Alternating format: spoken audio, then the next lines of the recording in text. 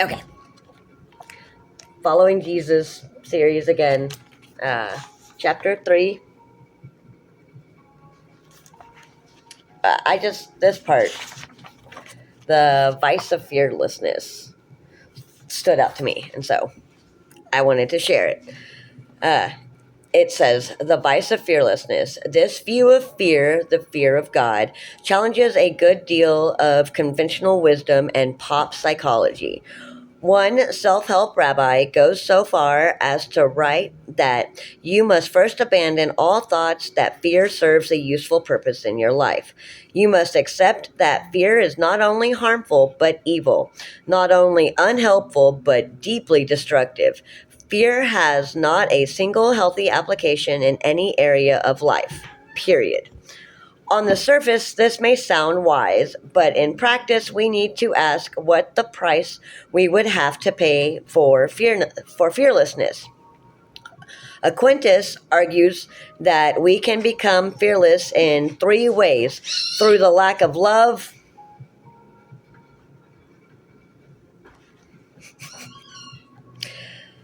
loving nothing enough for to fear its loss, through dullness of understanding, not knowing or acknowledging the danger or threat, or through pride of soul, refusing to believe that one is susceptible to loss.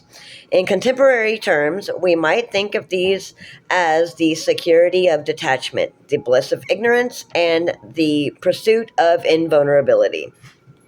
With the boy with the boy in the Grimm fable, one way to be without fear is through the security of detachment, loving nothing enough to care if it is lost. After the death of his friend, Augustine was tempted to avoid love.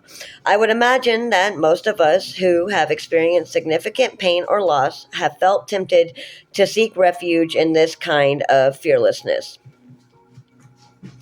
Rather than live with the fear that we will be hurt once more, we build walls, resolving never to sow seeds of sorrow again.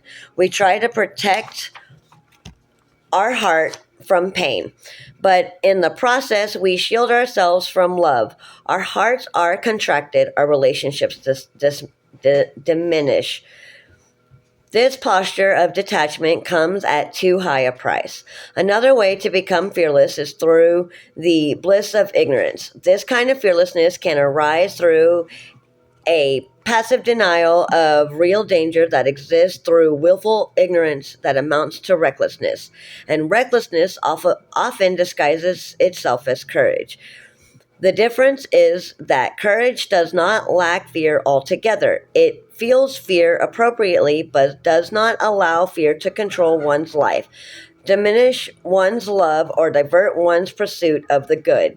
Recklessness, on the other hand, seeks to be fearless, producing a desire to create dangerous situations in order to experience and then overcome fear.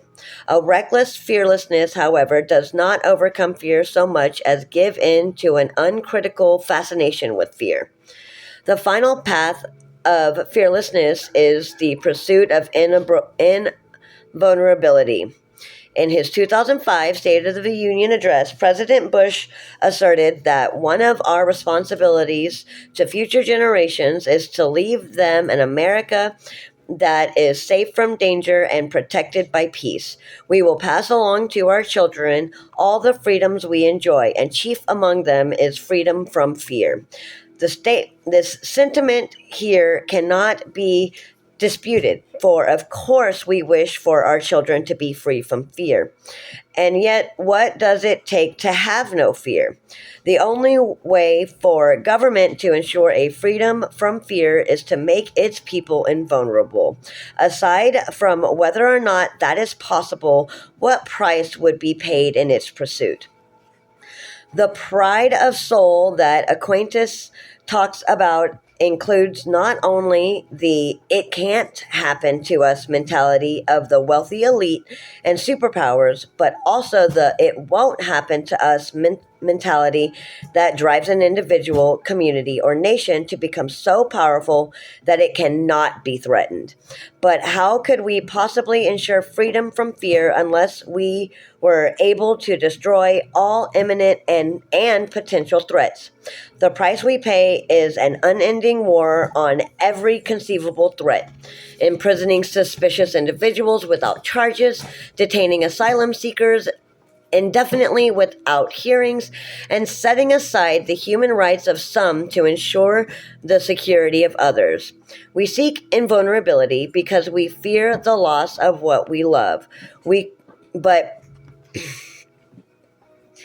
But could it be that our attempt at invulnerability, whether on a national or personal level, only destroys the things we wish to save? And then the follow up question is really interesting too. It says, fearlessness is a problem not just because it robs us of the gift of fear, of the gift. Fearlessness is a problem not just because it robs us the gifts fear can bring, but also because of the price we pay to be fearless. Do you find yourself more tempted to avoid fear through the security of detachment, the bliss of ignorance, or the pursuit of invulnerability? So I just found that interesting and wanted to share.